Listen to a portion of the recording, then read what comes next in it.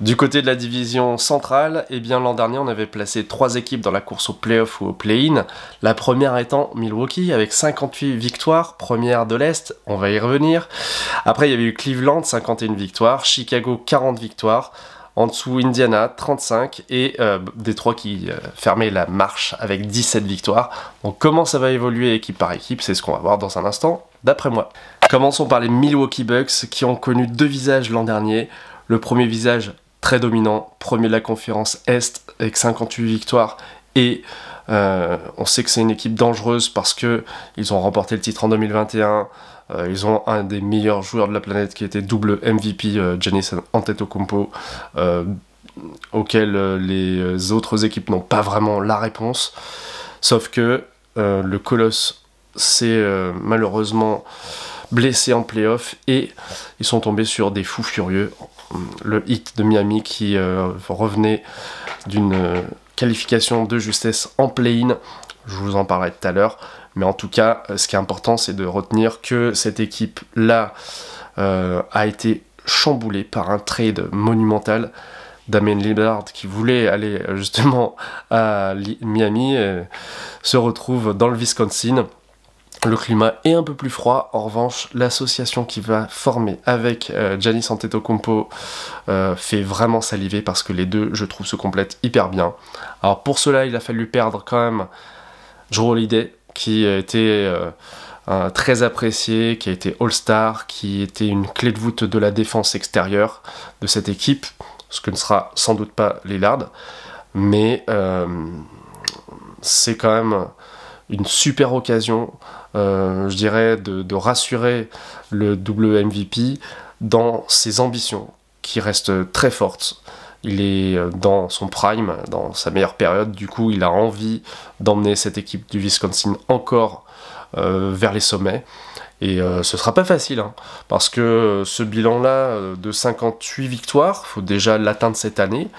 Mais je pense que quand même Milwaukee sera dans les premiers de la conférence, dans le top 3. Ça me semble assez probable, d'autant plus qu'ils ont quand même conservé des joueurs importants. Brook Lopez, qui s'est mué en super défenseur, capable d'artiller à 3 points du haut de ses 2,15 m. On a aussi Bobby Portis sur le banc, qui est capable d'apporter énormément en tant que remplaçant. Et Malik Beasley, qui vient jouer les deuxièmes arrières aux côtés de Chris Middleton, qui aura peut-être moins de poids en attaque, moins de responsabilité, mais qui sera tout aussi précieux. On lui souhaite vraiment d'être en forme parce que depuis ses blessures, on n'a pas eu encore de nouveau le Chris Middleton absolument intenable et très complémentaire de Giannis. Donc ça fait quand même un trident offensif assez impressionnant. Est-ce que ça suffira sur la longueur d'une saison et puis après jusqu'en playoff? On peut pas le savoir pour l'instant, mais en tout cas les Bucks c'est du solide. Du côté des Cleveland Cavaliers, il y avait aussi déjà des changements importants l'an dernier avec la présence de Donovan Mitchell dans l'effectif, venant d'Utah après une belle carrière NBA déjà et des aptitudes à scorer importantes. On l'a vu puisque Mitchell a marqué 71 points lors d'un match contre les Bulls avec prolongation. C'est un joueur hors norme par rapport à ce que Cleveland a pu connaître par le passé.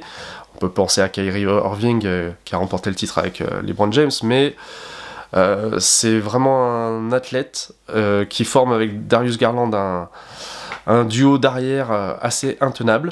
Et puis sous les cercles, on a quand même Jarrett Allen, un ancien All-Star, et Evan Mobley, moi, qui est un joueur que je trouve très intéressant, mobile, excellent défenseur, mais peut-être encore un petit peu tendre. Donc le problème des Cavaliers, ça a été souvent à l'aile.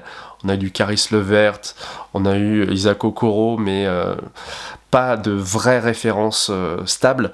Du coup, eh bien, ils sont allés piocher des joueurs comme George Niang, qui a fait ses preuves sur le banc de Philadelphie, et puis aussi Max Strus, qui a explosé aux yeux du monde à Miami, notamment en allant jusqu'en finale. Alors, un joueur, un shooter capable de superbes performances extérieures et parfois de se trouver un petit peu, mais bon, c'est normal. Ça peut être des apports intéressants pour cette équipe pour offrir du spacing parce que Garland et Mitchell s'ils ont un peu plus d'air en attaque, peuvent vraiment varier le jeu. Et cette équipe-là, à mon avis, peut se retrouver aux alentours des 50 victoires, voire un petit peu plus. Peut-être pas de quoi menacer Milwaukee quand même, mais on sait jamais, parce que toute équipe qui se renouvelle comme les Bucks peut connaître des temps d'adaptation assez importants. Passons maintenant aux Chicago Bulls, assez loin de leur prestige passé et de leurs 6 titres avec l'équipe de Michael Jordan. On se retrouve avec des super joueurs, DeMar DeRozan, un des meilleurs scoreurs all-time. On a Zach LaVine qui a signé un gros contrat, qui peut apporter énormément de points à l'extérieur. Et on a Nikola Vucevic qui donne quand même beaucoup de garanties sous les cercles, principalement en attaque, capable d'espacer le jeu, de prendre des rebonds, de faire ses stats. Simplement, il manque à cette équipe quand même, je pense, 1 ou 2 bons joueurs supplémentaires. Il y a Alex Caruso qui, sorti des Lakers, a apporté cette grinta offensive et défensive. Mais en dehors de ces joueurs-là, on n'a pas de joueurs absolument incroyables. Donc je pense que leur effectif va rester le même, et j'ai bien peur que leurs performances restent les mêmes, et même peut-être, si jamais il y a un début de reconstruction, que cette équipe ne se qualifie pas du tout pour les playoffs. Ça restera une équipe qui va gagner peut-être une trentaine, quarantaine de matchs maxi. En tout cas, pour les Bulls, ça sent pas très bon cette année encore. Du côté des Pacers, à mon avis, il y a plus de raisons de se réjouir. Ça reste une équipe jeune, avec Tyrese Haliburton en chef de file, un meneur capable de distribuer 10 passes, de marquer 20 points, voire plus dans les grands jours, et d'imposer son équipe justement une pace, une rapidité de jeu assez incroyable. On a des shooters comme Buddy Hield, de jeunes joueurs comme Bénédicte Mathurin qui a réalisé vraiment une très bonne première saison NBA, et puis dessous Miles Turner qui a été re-signé, un point d'ancrage défensif, mais qui peut aussi mettre sa quinzaine, vingtaine de points les bons jours. Et après, pas mal de jeunes différents, notamment Bruce Brown, qui a été couronné du titre avec Denver, qui a été un remplaçant qui a apporté de bonnes minutes et qui va pouvoir faire bénéficier à cette équipe de son expérience, de sa gagne. Moi je trouve que c'est une équipe qui mérite d'être suivie. Alors il lui manque sûrement encore 1 ou 2 très bons joueurs pour espérer un top 4 ou top 6, mais je les vois quand même accrocher le play-in cette année. On termine cette division centrale par les Detroit Pistons, qui n'ont pas brillé l'an dernier, c'est le moins qu'on puisse dire, mais qui ont des raisons d'espérer une progression cette année, peut-être d'une dizaine de victoires, parce que ils vont avoir normalement Cade Cunningham qui sera en bonne forme, leur ancien numéro 1 de draft, pouvoir emmener dans son sillage des joueurs comme Jaden Ivey, qui a été drafté l'an dernier et qui jouait sur les postes 1-2. On est à Killian Hayes, notre Français, qui semble trouver sa place petit à petit et qui sera dans le deuxième 5. Et puis, moi, j'avais beaucoup aimé la première saison de Jalen Duren, un pivot très costaud, très jeune, mais qui est capable, à mon avis, d'enchaîner les doubles-doubles dès cette saison en NBA. Et je ne sais pas si Bogdanovic va rester sur les ailes. C'est un vétéran, il n'y a pas beaucoup d'anciens joueurs dans cet effectif.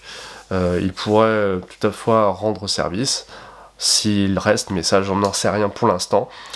En tout cas, on a un nouveau joueur, la personne d'Osar Thompson, qui a réalisé une bonne pré-saison et qui est, avec son frère jumeau qui joue à Houston, a été drafté haut par les Pistons, ce qui permettrait peut-être d'apporter une dimension athlétique supplémentaire qui manque peut-être à ces Pistons, qui ont beaucoup de joueurs qui avaient du potentiel, comme Marvin Bagley, drafté avant Luka Doncic. Il y a également James Wiseman, qui était un ancien numéro 2 de la draft, mais qui n'a pas séduit du côté de Golden State. Donc Il y a du monde sous le cercle, sur les ailes aussi, à la main. C'est peut-être un effectif encore un peu faible pour viser le play-in, mais je pense qu'ils seront quand même en progrès, et il y a des chances qu'ils puissent claquer quelques belles performances et de surprendre des équipes de la NBA cette année.